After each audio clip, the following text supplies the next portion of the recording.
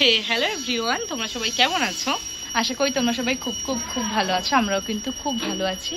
তো শুভ জন্মাষ্টমী তোমাদের সবাইকে again welcome back to our channel. আজকে তোমাদের সাথে শেয়ার করবো জন্মাষ্টমীর একটা ব্লগ। আমাদের দেখো বিধ্বস্ত লাগছে, আমরা জাস্ট ঘুম থেকে উঠে শুধু ফ্রেশ হয়েছি। আর প্লিজ ব্যাকগ্রাউন্ড নয়েজটা একটু ইগনোর করো। তো আজকে তোমাদের সাথে পুরো ব্লগটা শেয়ার করবো। আজকে ব্লগটা না দুটো পার্টে শেয়ার করবো, একটা জন্মাষ্টমীর দিনকে আর জন্মাষ্টমীর পরের দিনকে। তো ভিডিওটা দেখতে থাকো। আর শোনো একটা কথা, তোমরা যদি চ্যানেলে প্রথমবার হও, কোথাও না কোথাও গিয়ে আমাদের ভিডিও তোমাদের একটু ভালো লেগে থাকে, তাহলে অবশ্যই ভিডিওটাকে লাইক করবে, কমেন্ট সেকশনে জানাবে আমাদের ভিডিও তোমাদের কেমন লাগে। আর অবশ্যই চ্যানেলটাকে সাবস্ক্রাইব করবে। সাবস্ক্রাইবের ছোট একটা বেল আইকন আছে, ওটাও কিন্তু হিট করতে একদম ভুলবেন না, যখন আমরা নতুন করে ভিডিও আপলোড করি তোমাদের কাছে সবার প্রথমে নোটিফিকেশন চলে যায়, সর্বপ্রথম তোমরা ভিডিওগুলো দেখতে পারো। তো আমরা তো গোপোষণাকে সবকিছু করে দেবো, তোমাদের সাথে শেয়ারও করবো। তোমরাও কে কি করছো আমাদের সাথেও কিন্তু শেয়ার করবে। তো চলো আজকে ভিডিওটা এখান থেকেই স্টার্ট করা যায়, দেখতে থাকো।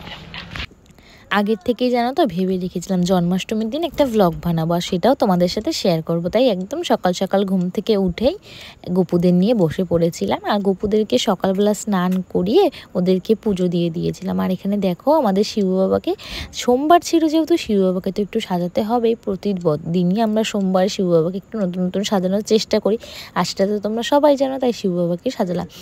তারপরেই আমি আর দিদি চলে গেছিলাম গপুদের জন্য কেক নিয়ে আসতে, মিষ্টি নিয়ে আসতে। সেই সব ক্লিপগুলো যেন নেওয়া হয়নি। আজকে আর কালকে বাজারে এত ভিড় ছিল জানো তো, কোনো ক্লিপই ঠিক করে নিতে পারিনি। ভেবেছিলাম বাজার করব, সেগুলো তোমাদের সাথে শেয়ার করব, কিন্তু কিছুই শেয়ার করতে পারিনি।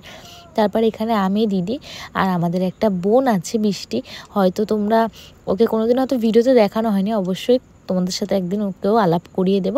আমরা তিনজনে মিলে করছিলাম এখানে পুজোর কাজ। তো দেখলেই তো তালের বড়া, মালপোয়া, সুজি আর লুচি করেছি। আর সুজিটা আমার মাই করে দিয়েছিল, আর এখানে দেখি তালের বড়া ভাজছিল আর মালপোয়াটা করছিল।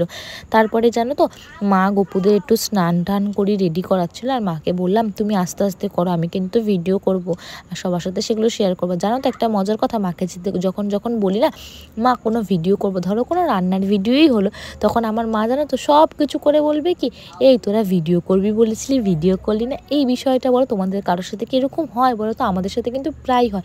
আর এর জন্য তো অনেক ভিডিও শেয়ার করতে পারি না। রান্না করে বলে এই তোরা ভিডিও করবি না, নে ক্লিপ নে, তখন কি আর নেওয়া যায় বলো? আর শোনো, তোমরা কিন্তু কমেন্ট সেকশনে অবশ্যই আজকে সবাই রাধে রাধে লিখেছো। আর আমাদের গপুগুলোকে কেমন লাগছিলো বলো তো? এই ছোটোটা আছে না, একটু পাজি আছে, ও যেন তো কখনোই কিছু সাজতে চায় না, তাও মা ওকে জোর জোর করে সাজায়।